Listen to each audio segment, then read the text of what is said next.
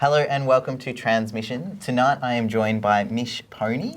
Yep. Welcome to Transmission. Thank you for having me. No worries. Now, I suppose wanting to know a little bit sort of about you. Mm-hmm. So can you give us a little bit of a rundown? So who is Mish? I'm a 27-year-old queer trans woman. My pronoun is they. I'm a sex worker activist.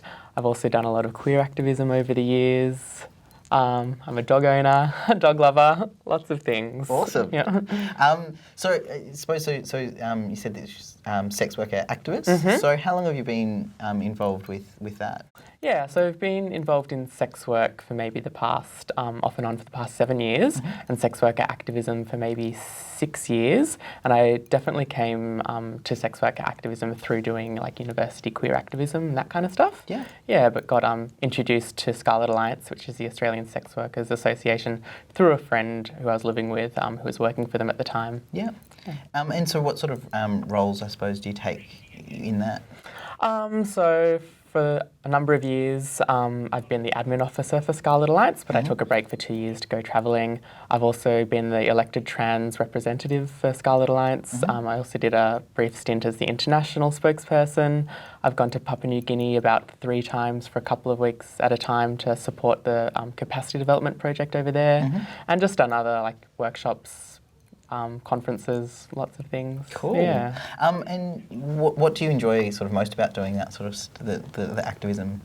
So is the sex worker activist community is really amazing, politically switched on and politically engaging. It's not just about sex work activism, it's like a whole cross section of things like to do with racism, classism, sexism, trans misogyny, etc., and like all these things come together to help inform our practice. Yeah. Yeah. And I suppose being sort of the trans representatives, do you notice, is there sort of transphobia or anything like that within the sex worker community, or is it more sort of a external community type thing? I suppose in the movement that I'm involved in and the areas that I work around, like I suppose there is like a great acceptance of trans people in sex work, but I think the sex worker community, like any community, has a broad cross section of views and attitudes, and definitely there are some transphobic aspects of it. And like I've heard stories of particular brothels and workplaces that aren't that great for trans people, but you know, where I am at the moment, it's pretty good. Yep. Yeah. And so sort of been doing work for sort of seven years. And I suppose within your own sort of story of sort of transition and stuff, when did you sort of first start to transition? Yeah. For a better term? So I suppose I started thinking about gender more when I was 20, and then started taking hormones, or wanted to start taking hormones when I was 21. It's hard to keep track of when everything happened. Yep. Yeah, and so I was working before I started taking hormones, but I think I'd already started thinking about gender, so I wasn't strictly identifying as a guy, but I was working as a guy at the time. Yeah. And so started taking some hormones, and then so how long were you sort of taking hormones for?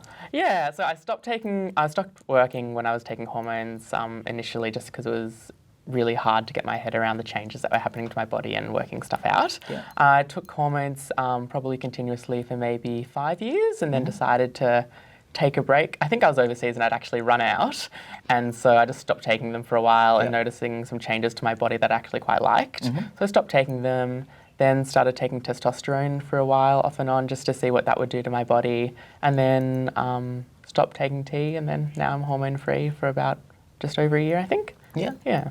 And so in terms of stopping taking hormones altogether, how has that been for you? Like, has that been, because, you know, when people talk about starting hormones and things like that, there's mood swings, there's all those sorts of stuff? I suppose those kinds of things weren't really noticeable for me. I find I ride change really easily, and so I didn't really notice huge mood swings or huge drastic changes in my body. Yeah. But you know, the things that happened from stopping stopping hormones in generally, I found really positive. Just slight changes to my body, changes to my sex drive after stopping estrogen. It really helped with sex and with sex work, and I really enjoyed those changes. Yeah. Cool. And so you said that when you first went on hormones, you sort of stopped doing sort of sex work for a period. Yeah. what did you sort of notice? Did you notice sort of differences before you started taking hormones and after when you returned to sort of working in sex work? Did you notice sort of like major differences?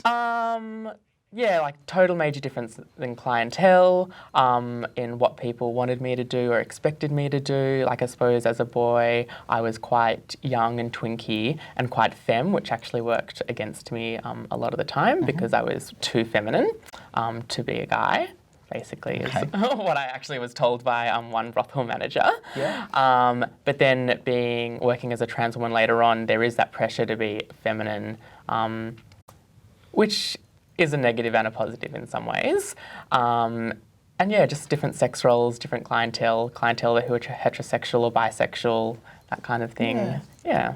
Have you found that sort of within sort of over the period where your body sort of changed and sort of has the comfort within your body ever been sort of an issue or is that not sort of played a I suppose like I've always had a lot of issues with my body and being uncomfortable in your body is really hard if you're doing sex work because you've got to be really confident in it and like that's what you're there for. But yeah, like I suppose I'm definitely at a point now and have been for a number of years where I'm quite proud of my body and I'm really comfortable in it. Yeah. And that's had to do with access to things like surgery and being in control of my body. Yeah, so has that sort of made, I suppose, working a bit easier because of that comfort?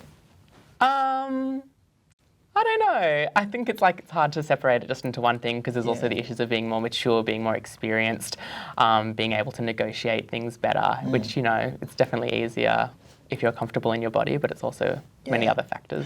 I suppose that that being older and being able to negotiate and things like that, has that, through doing all your activism and things, has that sort of also improved with that?